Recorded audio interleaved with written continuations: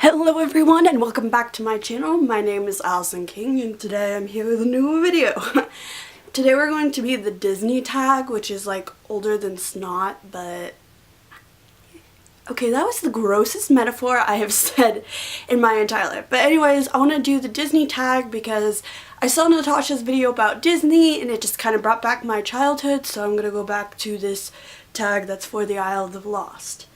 Again, don't judge my lack of energy because I just left the surgery doctor and we're doing well, but we are pained. So first we have the Little Mermaid, a character who is out of their element, a fish out of water.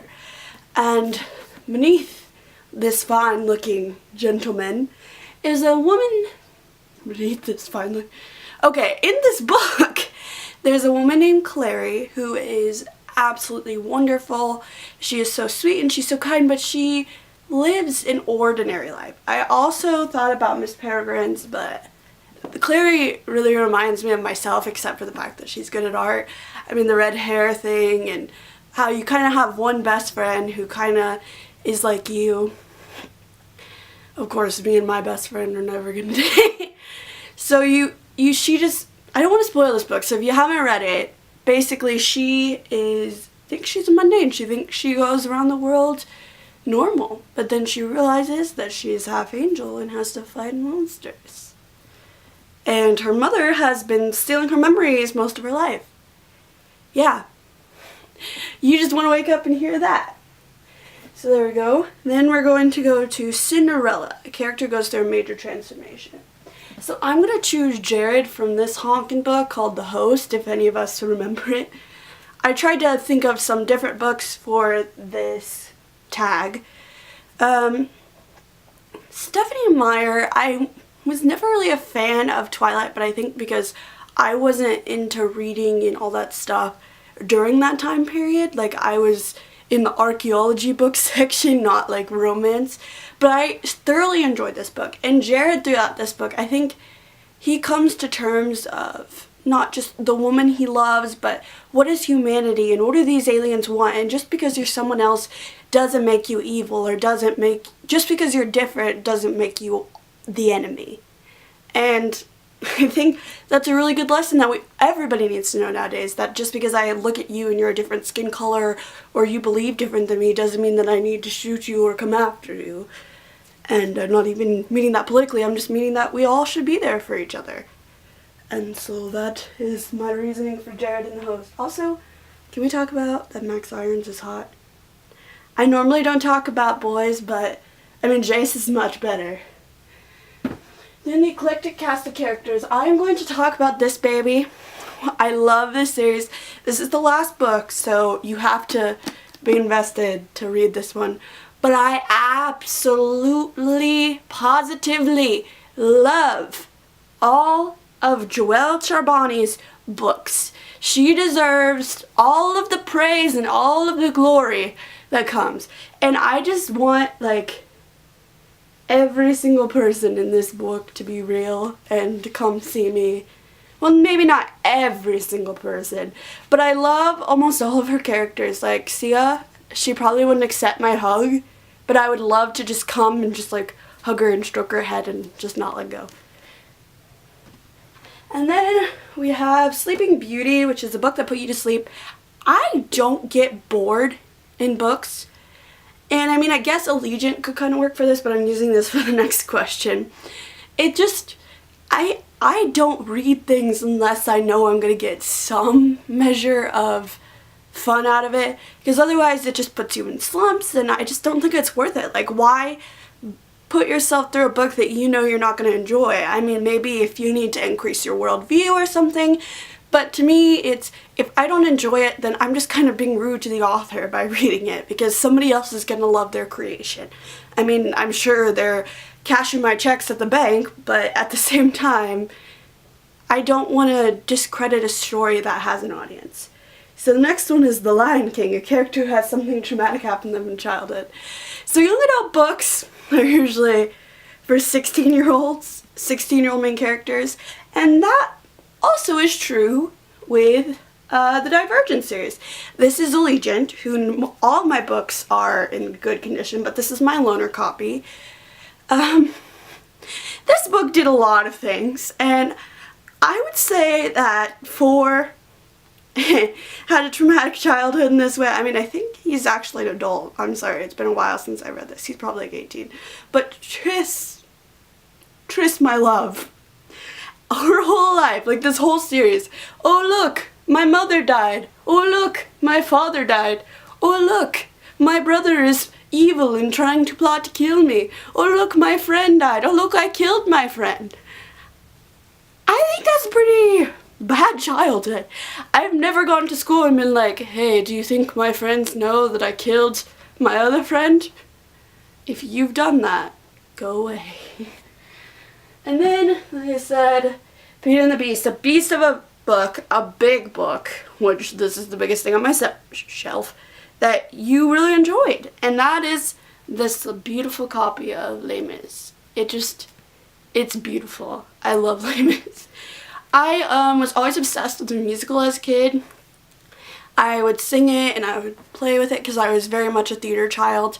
So reading this book, I kind of knew what was going to happen, but it was so huge and I never expected to be able to read it. That's why I took my entire vacation and I worked through this honkin' thing. And I love it even more. I love how much more feeling and thoughts and ideas that he put into this book. And if you think about the fact that Victor Hugo decided to write about this because a bullet literally went past his head, it's just amazing. It's so poetic and beautiful and thought-provoking, and it's thick, like me. So then we have Aladdin, a character who gets their wish granted. And I'm not even sure how I feel about this, what I'm going to say here, but I think Orion, the main character in this book, well, one of the main characters because it's still point of view, he talks to the elder and he wants everything to come out okay, but I think he just always wants to be this step ahead. And I was trying to think of a book where people's wishes are granted. Most of the books I read are pretty sad, but this one, he got the idea of going a little farther and doing something different than other people, but in the end that may have been his downfall and the problems that have been going on. And I guess curiosity killed the cat. If you're gonna lean over something and want it to be alive and it becomes alive, what are you gonna do about it? So then this one is another odd book to answer with, but it's a book that I loved as a child. And it's Milan, a character who pretends to be someone or something they're not. And this one is so accurate because Ferris by Gail Carson, is it Levine or Levine? I've wondered this my entire childhood. Someone finally put that to rest. She also wrote Ella Enchanted. But this book is about a girl who was literally born singing, and all her life she just has this want to be beautiful, be seen as someone that people love. And I think the only person is, if I remember right, it's a gnome who comes and visits her family's inn that sees her, that thinks that she's beautiful.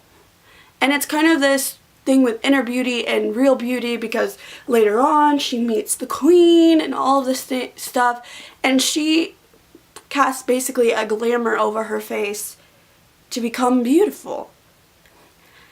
And you will see it from there. Why do we keep shaking things? So then the next book is Toy Story, a book with characters you wish you could come to life.